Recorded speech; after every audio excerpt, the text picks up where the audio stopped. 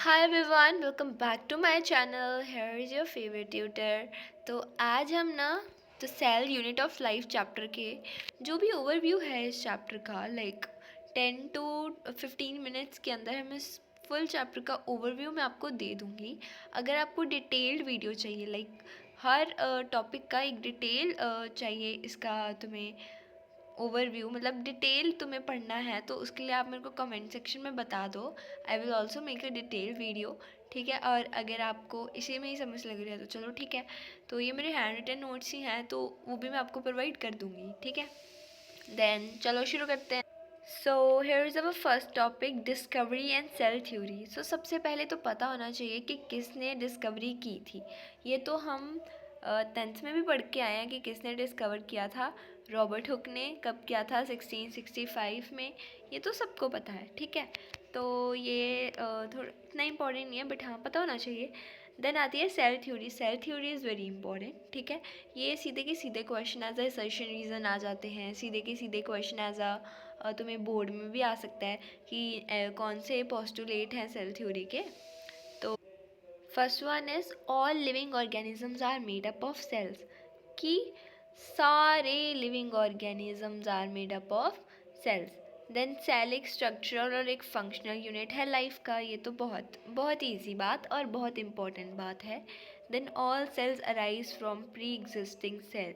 This is the most important line कि सारे sales जो हैं पुराने ही सेल्स से बनते हैं, ठीक है। ये लाइन तुम्हारी एनसीईआरटीज़ में लिखी हुई है। डन, ये लिखी हुई है तो इनके बारे में पता होना चाहिए, ठीक है। आगे चल लो। टाइप्स ऑफ सेल्स दो तरह के होते हैं, एक होता है प्रोकैरियोटिक सेल और एक होता है यूकैरियोटिक सेल्स, ठीक है। तो प्रोकैरियोटिक के अंदर मैंने यहाँ पे नीचे टेबल भी बना रखा है तो हम वहाँ से पढ़ लेते हैं। तो यस, हियर इज इट। जो प्रोकैरियोट्स है यूकैरियोट्स है। अब जो न्यूक्लियस है यूकैरियोटिक में बिल्कुल प्रेजेंट है और प्रोकैरियोट्स में एब्सेंट है। सेल ऑर्गेनेली यूकैरियोटिक में प्रेजेंट है, हाँ, बट प्रोकैरियोट में नहीं होती है, ठीक है। और अगर हम सेल डिवीजन की बात करें तो यूकैरियोटिक के अंदर माइटोसिस मायोसिस होती है जो हमने नेक्स्ट चैप्टर में भी पढ़ना है। एंड प्रोकैरियोट्स क्या है, इनके अंदर बाइनरी फिजन होती है। तो ये बहुत इंपॉर्टेंट है। अगर आपको ये देखना है ये देख लो, no true nucleus, no membrane bound organelles like bacteria, cyanobacteria. और यूकैरियोट्स के अंदर ट्रू न्यूक्लियस है, मेम्ब्रेन बाउंड है, प्लांट्स, एनिमल्स, फंगी वगैरह, ठीक है। Done done done. So here is the most important point जो हमने अभी पढ़ना है। इसके अंदर तुम्हारी सारी ऑर्गेनेलीज कवर हो जाएंगी, सीरियसली इसके अंदर सब कवर हो जाएगा, ठीक है। तो हम इसको पढ़ते हैं। इट्स वेरी इजी एंड तुम्हें जल्दी समझ लग जाएगा कि इसका क्या काम है, ठीक है। तो चलो शुरू करते हैं। फर्स्ट आता है न्यूक्लियस। न्यूक्लियस के अंदर क्या है? न्यूक्लियस के अंदर है डीएनए एंड ये सारी सेल एक्टिविटीज़ को कंट्रोल करता है। पहले तो यही याद रखना है कि न्यूक्लियस के अंदर क्या है, डीएनए, और ये सारी सेल एक्टिविटीज़ को कंट्रोल करता है। Then mitochondria. माइटोकॉन्ड्रिया क्या है? एनर्जी प्रोड्यूस करता है, एटीपी प्रोड्यूस करता है। ये इसे हम पावर हाउस भी कहते हैं, ये तो सबको ही पता है, जिसे मर्जी पूछो। Mitochondria is a power house of a cell, ठीक है। देन राइबोसोम्स क्या करता है? प्रोटीन सिंथेसाइज करता है। ये तीनों चीज़ें हमें पता चल गई। Then endoplasmic reticulum. Endoplasmic reticulum transport materials, ये क्या करता है? मटेरियल ट्रांसपोर्ट करता है, ठीक है। देन उसके बाद आता है गोल्गी अपैरेटस जो कि मॉडिफाई भी करता है, पैकेज भी करता है, शिप भी करता है प्रोटीन को, भाई तीनों चीज़ें करता है, ठीक है। देन आता है लाइसोसोम्स जो कि डाइजेस्ट भी करता है वेस्ट एंड ऑल पुरानी ऑर्गेनेलीज जो कि डेड हैं उनको भी डाइजेस्ट करता है, ओनली ना एनिमल सेल्स, ठीक है। Then chloroplast. क्लोरोप्लास्ट क्या करता है? फोटोसिंथेसिस करता है, ओनली ना प्लांट सेल्स, सिर्फ प्लांट सेल्स में फोटोसिंथेसिस होती है, तुम्हारे में थोड़ी होती है।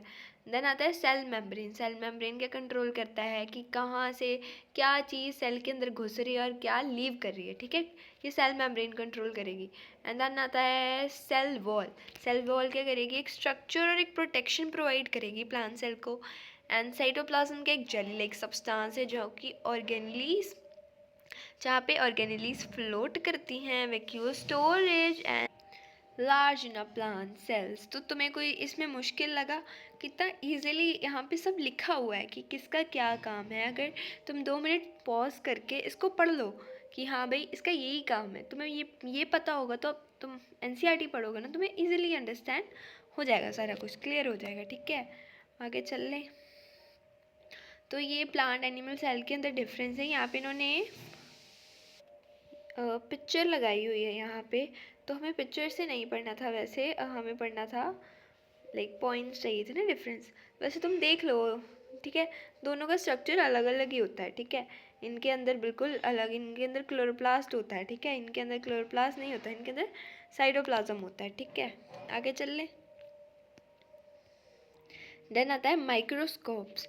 तो एक होता है लाइट माइक्रोस्कोप, ठीक है, जिसके अंदर की हम पूरा सेल का स्ट्रक्चर देख सकते हैं। और इलेक्ट्रॉन माइक्रोस्कोप के अंदर हम बिल्कुल डिटेल ऑर्गेनेली को देख सकते हैं। लास्ट आता है सेल डिवीजन, जिसके अंदर आता है माइटोसिस एंड मायोसिस।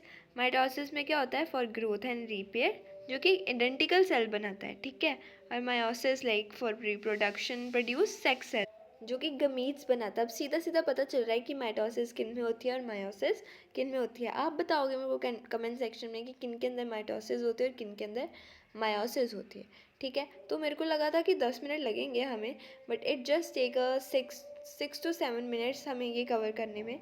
ठीक है, तो हमने बहुत जल्दी इस चैप्टर का सिर्फ अभी मैंने आपको ओवरव्यू दिया है। अगर आपको फुल डिटेल वीडियो चाहिए तो आप मेरे को कमेंट सेक्शन में बताओगे एंड लाइक करोगे, सब्सक्राइब भी करोगे। And thanks for watching. Here I am always there for you. मेरे को आप कमेंट में बता दो कौन से चैप्टर का क्या चाहिए, आई विल अपलोड। ठीक है, thank you so much for watching.